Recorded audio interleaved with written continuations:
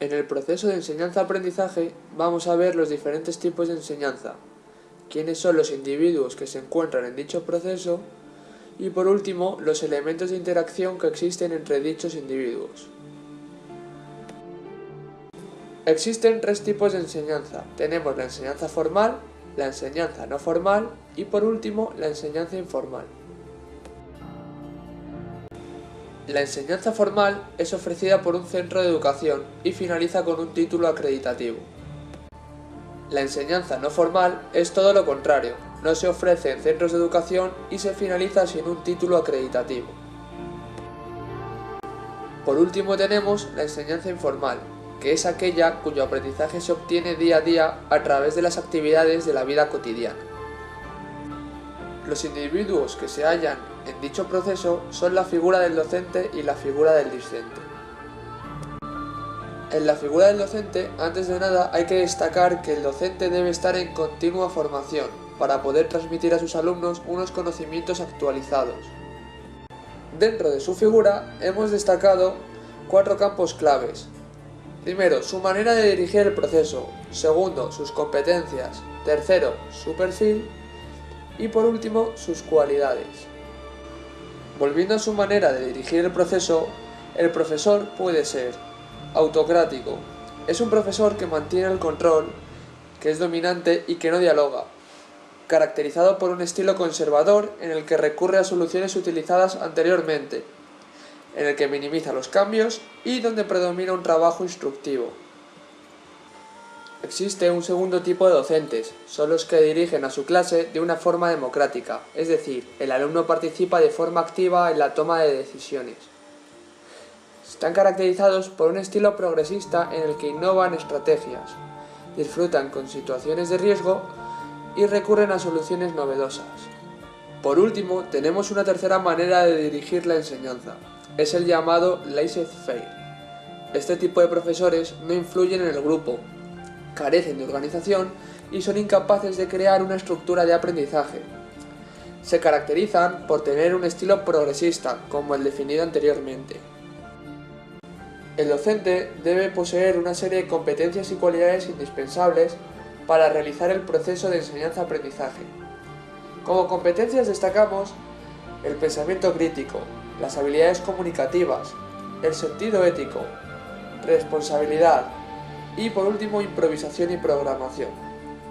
Como cualidades del docente destacamos una formación teórica, formación didáctico-pedagógica, que posea experiencia, que sea firme y que sea flexible cuando convenga, que sea dinámico y que sea puntual. Por último está el perfil del docente. Hay 6 tipos de perfiles. El perfil del enseñante, donde transmite informaciones rigurosas y se caracteriza por un discurso exclusivamente instructivo. En segundo lugar tenemos el perfil del progenitor, donde se desatiende la formación intelectual del alumno. Por tercero nos encontramos con el perfil del presentador, donde hay una concepción errónea del aprendizaje significativo. Por cuarto está el perfil político, donde se manipula al alumnado. Por quinto, el perfil del predicador, donde se adoctrina, se sermonea y se descuida los aspectos técnicos de la educación.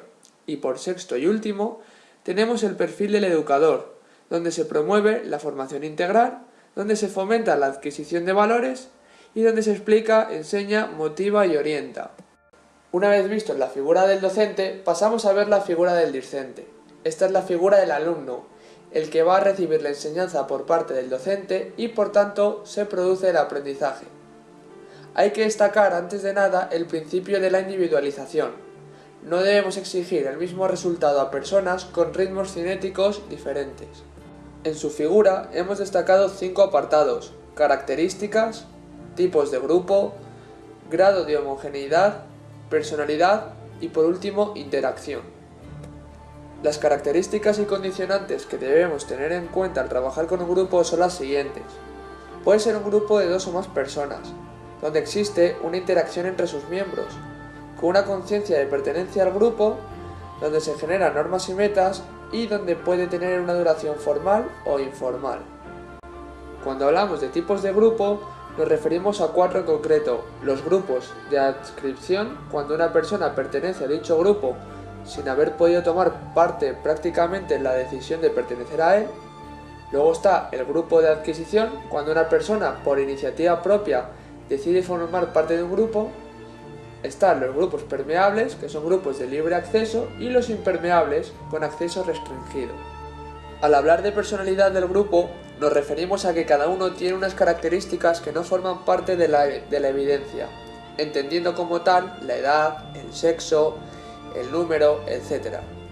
Dichas características denotan peculiaridades.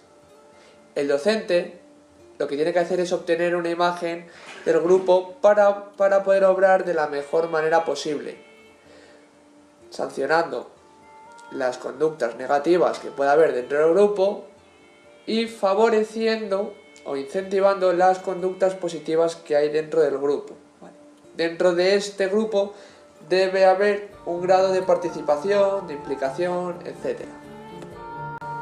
Cuando hablamos de grado de homogeneidad, se dice que un grupo es homogéneo cuando las diferencias entre los componentes no están muy alejadas. Puede ser homogéneos en unos aspectos y heterogéneos en otro. La homogeneidad de un grupo está vinculada a la motivación. Con una motivación alta, el grupo es permeable, mientras que con una motivación baja, el grupo es no permeable.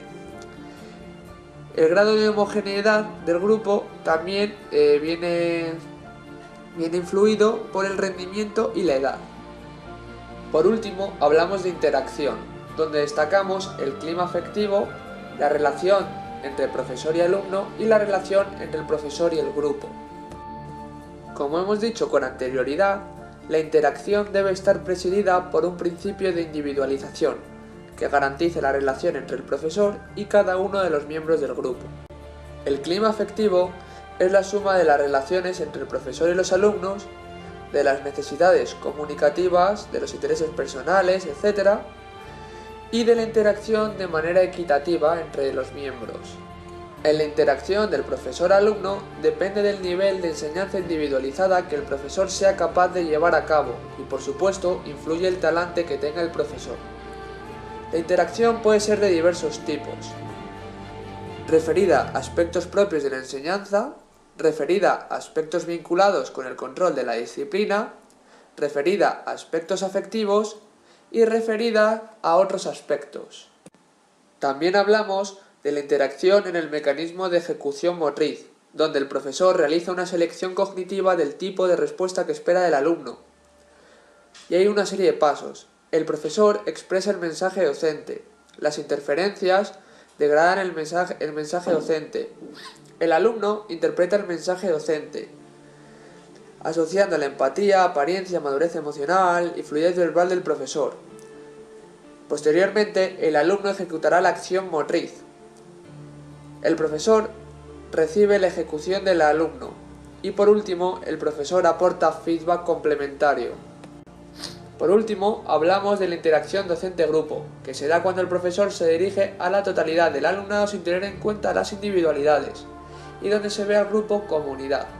Hemos destacado la enseñanza masiva, donde se ofrece una información inicial y una información final al alumnado.